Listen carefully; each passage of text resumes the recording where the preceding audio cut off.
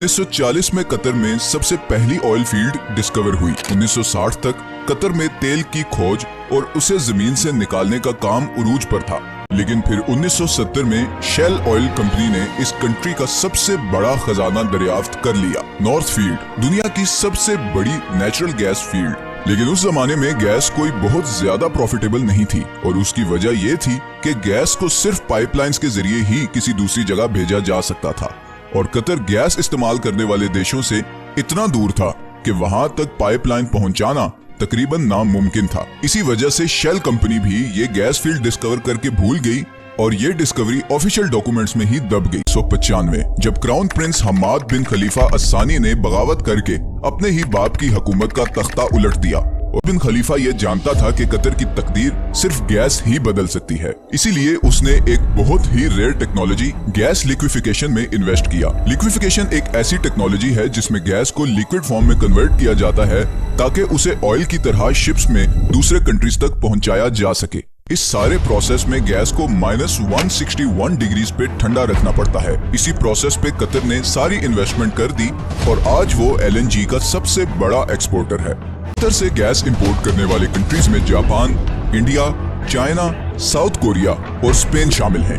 Billions of dollars Qatar में आना शुरू हो गए, लेकिन कतर की तकदीर बदलने की इक्वेशन में तो ये सिर्फ एक छोटा सा हिस्सा था। क्योंकि 2005 में कतर इन्वेस्टमेंट अथॉरिटी के नाम से एक कंपनी बनाई जिसका मकसद था तेल और गैस से आने वाले पैसे को पूरी दुनिया में इन्वेस्ट करना। और इसीलिए आज दुनिया के हर बड़े मुल्क और हर बड़ी कंपनी में आपको कतरी इन्वेस्टमेंट नजर आएगी, चाहे वो लंदन के बड़े होटल्स, ऑफिसेज और अपार्टमेंट बिल्डिंग्स हों, अमेरिका के बड़े बड़े ऑफिसेज हों या फिर मल्टीनेशनल्स जैसे कि Volkswagen, Barclays bank, Shell, Tiffany and co या फिर रोसनेट, रशिया की सबसे बड़ी ऑयल कंपनी। इन तमाम कंट्रीज और कंपनीज में कतर की हैवी इन्वेस्टमेंट्स हैं, लेकिन ये भी कतर की टोटल इन्वेस्टमेंट्स का एक छोटा सा हिस्सा है। इसके अलावा Qatar billions of dollars roads, airports, research centres और फाइनेंशियल सेंटर्स वगैरह पे लगा चुका है। ये तो थी कतर की इकोनॉमिक साइड।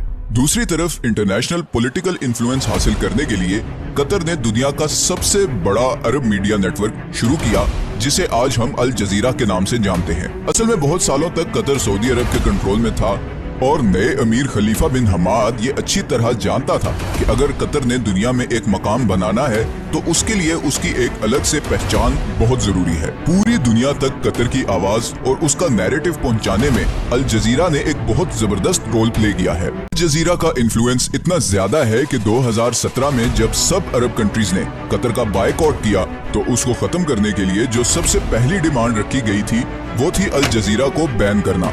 सऊदी अरब और UAE में तो अल जजीरा 2017 से अब तक बैंड ही है। कतर का बायकॉट एक मुकम्मल फेलियर था और उसकी सबसे पहली वजह तो ये थी कि सऊदी अरब को इस बायकॉट में सारे अरब कंट्रीज की सपोर्ट हासिल नहीं थी।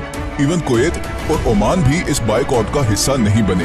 अब कतर में सब कुछ अच्छा भी नहीं है और रिसेंटली वहाँ पर लेबर क्लास की कंडीशन को लेकर काफी सवाल भी उठाए गए हैं, लेकिन स्टिल कतर बाकी अरब देशों के मुकाबले में काफी ओपन स्टेट है जहां मीडिया की आजादी है, इकोनॉमिक कंडीशंस बेहतर हैं और फ्यूचर प्लानिंग भी होती है। मैं उम्मीद करता हूं कि आप लोग इस चैनल की वीडियोस को पसंद कर रहे हैं। अगर आपको ये वीडियो भी पसंद आई है तो इसे लाइक और चैनल को सब्सक्राइब जरूर कर दें, क्योंकि हमने अभी बहुत से इंटरेस्टिंग टॉपिक्स पे वीडियोस बनानी है, तो आपकी सपोर्ट बहुत जरूरी है। मिलते हैं नेक्स्ट वीडियो में, अपना ख्याल रखिएगा। अल्लाह हाफिज।